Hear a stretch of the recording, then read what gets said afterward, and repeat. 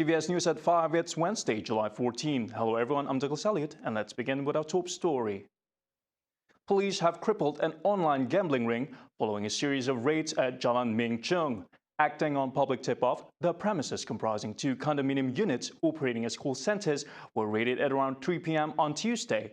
Investigations revealed the syndicate had been active for 9 months and used various social media platforms to promote their activities and raked in 4.5 million ringgit. Serbuan pertama, kita berjaya menangkap 7 orang, semua warga negara asing, dan merampas peralatan-peralatan komputer yang digunakan untuk mengoperasikan calling center. Kemudian seterusnya kita membuat serbuan di 1 unit premis di tingkat yang sama. Di situ kita menangkap 3 orang, 2 orang tempatan dan 1 warga negara asing. A total of 10 individuals, including 2 women, all aged between 17 to 23 years old, were arrested during the raids. Sindiket ini telah beroperasi, calling center ini telah beroperasi sejak 9 bulan yang lepas dan mengaut keuntungan sebanyak 4.05 juta. 9 bulan, tuan-tuan, 4.05 juta. Serbuan yang kedua beroperasi 3 bulan. Telah mengaut keuntungan sebanyak 270,000. Meanwhile, Asmon stressed 2 out of 3 suspects who attempted to flee from the police by jumping from the second-floor unit have been caught, while another one is still at large. Asmon pointed out that police have also caught 2 suspects believed to be the syndicate's supervisors, and the police are in the midst of looking for another 2 witnesses to facilitate in the investigation. The case is being investigated under Section 4(1)(g) of the Common Gambling Houses Act 1953, as well as Section 6(1)(c) and Section 51(5)(b) of the Immigration Act 1959 to 1963. And a coal factory at Jalan Demak Laut, located 15 kilometers from the city center, went up in flames in the wee hours at dawn today. The firefighter department managed to keep the damage to a minimum and brought the blaze under control. According to Sarawak Bomba Operations Center, the fire partially destroyed the factory's coal storage area. Fortunately, the 5 a.m. fire claimed no casualties. The cause of the fire, as well as the losses, are still being investigated. And good news for sarawakpay users, as soon they will be rewarded with rebates and vouchers. This is in conjunction with the much-anticipated Sarawak Day celebration. The local e-wallet is set to have 220,000 discount vouchers as well as other rewards up for grabs. The Sarawak Payday Top-Up Rewards campaign has been popular amongst users ever since its launch on Sarawak Day 2019. The news was verified by Lucy Wong, a representative of SiliconNet Technologies Sendirian Berhad, the company licensed by the Central Bank of Malaysia to manage Sarawak Pay. The state government launched Sarawak Pay in 2017 in an effort to introduce digital economy to Sarawakians. And here's the latest on COVID-19. For the second consecutive day, Malaysia recorded 5-figure daily cases with 11,618 cases recorded today. Selangor retains the highest number with 5,051 new cases, followed by Kuala Lumpur with 1,749 and Negeri Sembilan with 1,537. Sarawak, on its first day of Phase 2, recorded just 289 cases compared to 472 cases yesterday. As usual, be sure to tune in to TVS for the comprehensive daily COVID updates.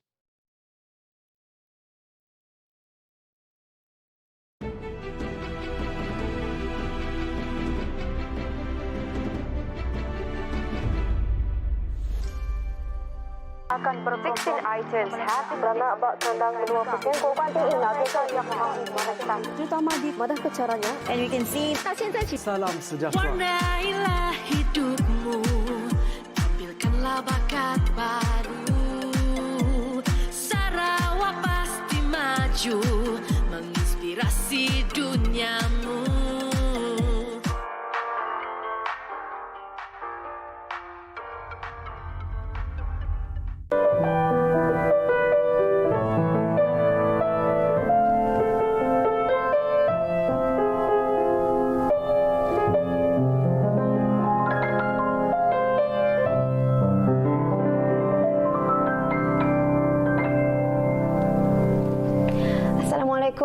Jangan lupa saksikan saya, Shana Sabri, dalam Legasi Seni di TVS, saluran Astro 122 dan My Preview.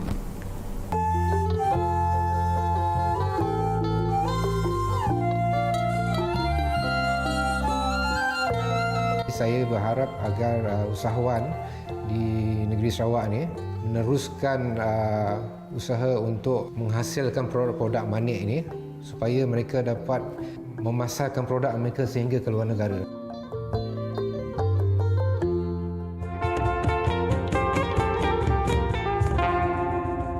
Pun kita punya niat dalam setiap rezeki adanya rezeki orang lain. Memang adalah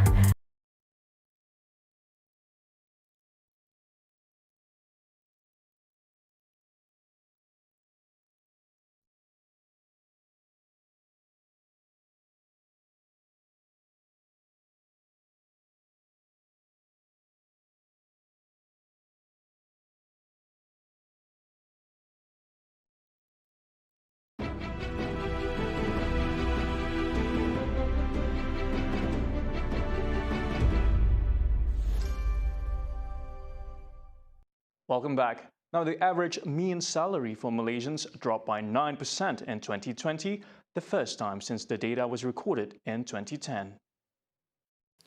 In a statement, Chief Statistician of the Department of Statistics Malaysia, DOSM, Dato Sri Dr. Muhammad Uzair Mahidin, said the situation was due to the COVID-19 pandemic and sluggish job market.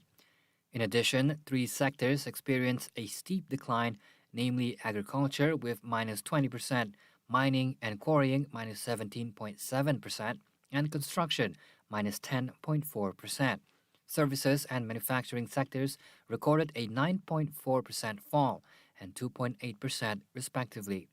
Muhammad Uzair added the mean monthly salaries in urban areas netted a larger decrease of 9.3%, while mean in rural areas reduced with a rate of 5.5%. Additionally, the top 3 states with the highest median and mean salaries are Putrajaya, Kuala Lumpur, and Selangor. In regional news, Singapore's Tourism Board on Wednesday said a ship operated by Genting Cruise Lines on a cruise to Norway has returned to the city-state after a passenger was suspected of having contracted COVID-19, while remaining guests were asked to stay in the cabins. The 40-year-old passenger tested positive on a polymerase chain reaction test on board and had been conveyed to hospital for further confirmatory testing. The passenger was identified as a close contact of a confirmed case. The guest had tested negative during a pre-departure antigen rapid test on Sunday. The tourism board said the passenger's 3 traveling companions were identified and isolated.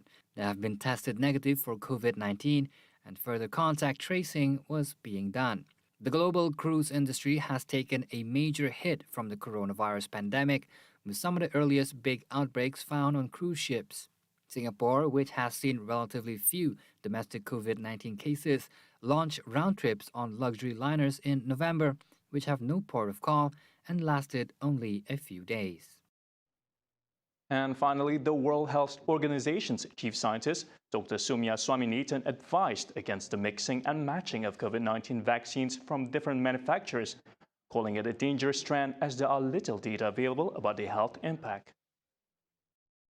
It's a little bit of a dangerous trend here where people are in a data-free, evidence-free zone as far as a mix and match. There is limited data on mix and match. It will be a chaotic situation in countries if citizens start, deciding when and who they should be taking a second or a third or a fourth dose. Pfizer is currently pushing US and European regulators to authorize a 3rd booster shot to supplement its 2-dose regimen. However, health officials, including the WHO's Swaminathan, says that there is no medical evidence that a 3rd Pfizer shot is necessary. They are needed. It has to be based on the science and the data, not on individual companies. And that's all the time we have for News at 5. Be sure to tune in to Nightline with Cheryl Sheminato. I'm Douglas Elliott. Thank you for watching.